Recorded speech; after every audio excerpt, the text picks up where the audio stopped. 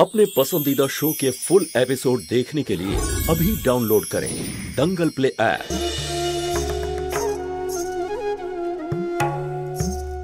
তোমার সাহস কি করে হলো?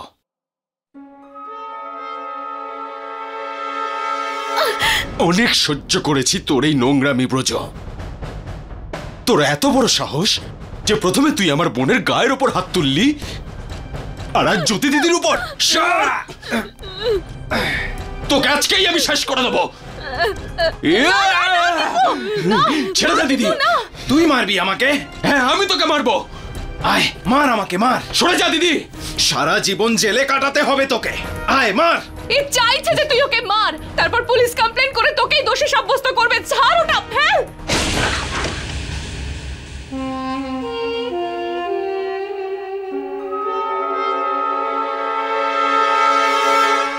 অসহায় একটা মেয়ের গায়ে হাত তুলে নিজেকে পুরুষ মানুষ মনে করো? ছি, তোমার তো লজ্জা নেই। না কোনোদিনও লজ্জা ছিল, না কোনোদিনও হবে। কিন্তু আজ সেই নারী লজ্জিত হচ্ছে যে তোমার মতো একটা কাপুরুষকে জন্ম দিয়েছে। আজ শুধুমাত্র তুমি আমার বোনের ভালোবাসা আর ওর সমর্পণকে নয়, সমগ্র নারী জাতিকে অপমান করেছো। আমি তোমাকে কথা দিচ্ছি, তোমাকে তোমার পাপের প্রায়শ্চিত্ত করতে আমি নিজে জেলে ঢোকাবো। জেলে? কে আমাকে জেলে পাঠাবে? তুই? হ্যাঁ আমি। কিসের অপরাধে? আর সাক্ষী কে দেবে? এরা এরা এরা এরা এরা এরা সাক্ষী দেবে নাকি আমার স্ত্রী? হ্যাঁ, ও সাক্ষী দেবে আমার বিরুদ্ধে। ও আমার স্ত্রী হয় আর ও সেটাই করবে যা আমি ওকে বলবো।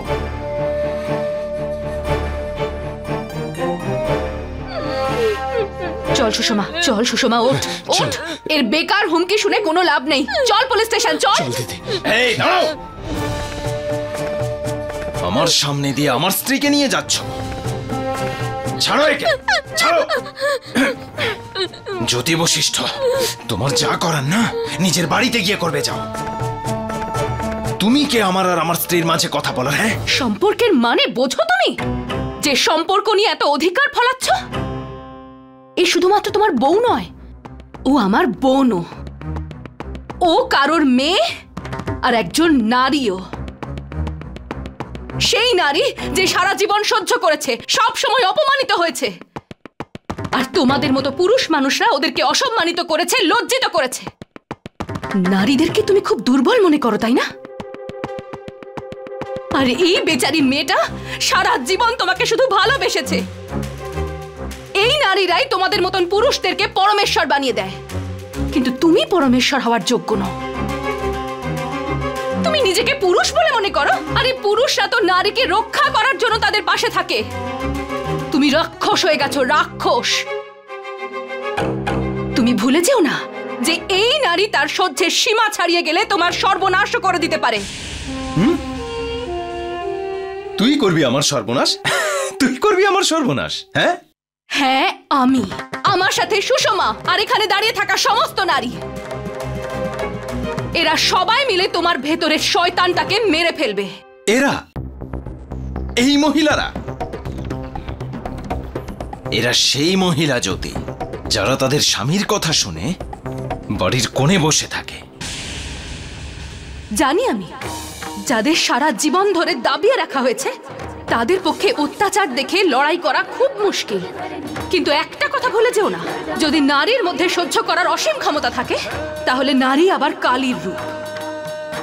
যদি নারী অনুসুয়া রূপে যমরাজের হাত থেকে নিজের স্বামীর প্রাণ ফিরিয়ে আনতে পারে তাহলে দুর্গা রূপে মহিষাসুরকে বধ করতে পারে। যদি এদের মধ্যে একজনও এসে আমার পাশে দাঁড়ায় না তাহলে তুমি আর পালাবার কোনো রাস্তা খুঁজে পাবে না। একটা প্রদীপ যদি জ্বালানো সম্ভব হয় তাহলে সেই জ্যোতিতে আরো অনেকগুলো প্রদীপ জ্বালানো সম্ভব। হ্যাঁ দিদি, আপনি ঠিক বলেছেন। এরকম পুরুষদের উচিত শিক্ষা দেওয়াই উচিত। আমি আপনার সাথে আছি। দেখো, তুমি ওদের বিষয়ে কেন নাক গলাতে যাচ্ছ? চলো বাড়ি চলো। এই দেখো গুড়িয়ার বাবা, আজ যদি কোনো জোর জবরদস্তি করেছো না তাহলে কিন্তু ভালো হবে না। এখানে সবকিছু ফাঁস করে দেবো সবার সামনে।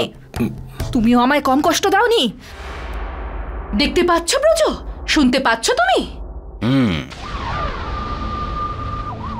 দেখেছি আর শুনেও নিয়েছি জ্যোতি, কিন্তু বলা আর করার মধ্যে না অনেক তফাৎ আছে, অনেক তফাৎ।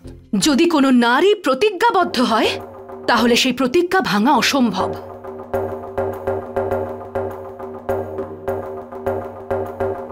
আমার বোন এই লোকটার জন্য কি না করেছে, এর পেট চালানোর জন্য অন্য লোকের বাড়িতে এসব বাসন মেজেছে, আর এই লোকটা আজ ওকেই মারছে। কাল এইসব আপনাদের সাথেও ঘটতে পারে। আমাদের একে শাস্তি দিতেই হবে, যাতে আর কেউ ব্রজ হওয়ার সাহস দেখাতে না পারে। যতক্ষণ নারী নিজে সচেতন না হচ্ছে ততদিন আমাদের এই অত্যাচার সহ্য করেই যেতে হবে। আজ আমরা সবাই মিলে এই পাপের বিনাশ করব।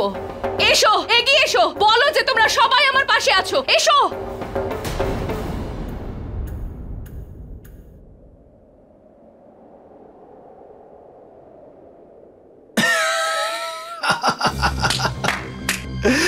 জ্যোতি, তুমি বুঝবে না। তুমি দেশলাই কাঠি দেখেছো? এই সমস্ত মহিলা একদমই ওরকম, এক ঝটকায় চলে যায় আর 3 সেকেন্ডে দপ একদম বন্ধ। একটা ছোট্ট স্ফুলিঙ্গ যথেষ্ট তোমার অহংকারকে জ্বালিয়ে পুড়িয়ে শেষ করে দেওয়ার জন্য। আর এটাই সবচেয়ে বড় ভুল তোমার জ্যোতি। এইসব মহিলারা না দেশলাইয়ের কাঠি দিয়ে শুধুমাত্র বাড়ির উনুন জ্বালতে জানে। আরে এরা বাড়ির থালা বাসন মাজা, ঘর ঝাড় দেওয়া ছাড়া আর কিচ্ছু করতে পারে না। আর তোমার এই যে বড় বড় কথা না, এসবগুলো এদের কাছে সিনেমার ডায়লগ মনে হচ্ছে। প্লিজ তুমি সময় নষ্ট করো না, যাও এখান থেকে। আর এদের সবাইকে নিয়ে যাও। আরে যাও, নাটক হয়ে গেছে, যাও। হয়ে গেছে সবার? মজা পেয়েছো? তালি বাজাও আর যাও যাও যাও, বাড়িতে যাও। নির্লজ্জ! তুই কি ভেবেছিস কি তুই সবার সামনে তোর বউকে মারবি আর আমরা তোকে এত সহজে ছেড়ে দেব? কেউ আসুক বা না আসুক, আমরা দুজনেই তোর পক্ষে না দিদি, আমি জানি একের আসল জায়গাটা দেখানোর জন্য আমি একাই যথেষ্ট, কিন্তু তাতে কি হবে? আজ তো আমি আমার বোনকে বাঁচিয়ে নেব, কিন্তু কাল যখন এই একই অত্যাচার অন্য কোনো বোনের সাথে হবে তখন তাকে কে বাঁচাবে? যতক্ষণ না আমরা সবাই একসাথে মিলে এর বিরুদ্ধে প্রতিবাদ করছি ততক্ষণ এদের অত্যাচার বন্ধ হবে না।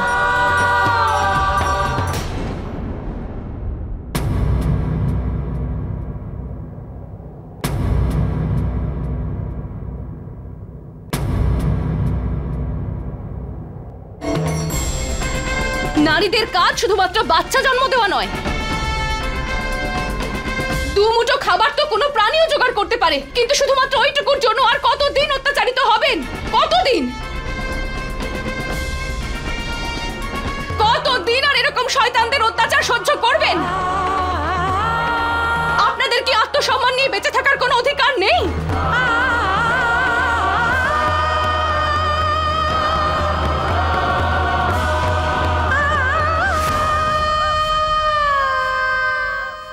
আমি জানি আপনারা এটা ভেবে ভয় পাচ্ছেন, তাই তো, যে আজ তো এখানে সবাই আছে, কিন্তু ঘরের 4 দেওয়ালের মধ্যে কে এসে বাঁচাবে আপনাদের, তাই না?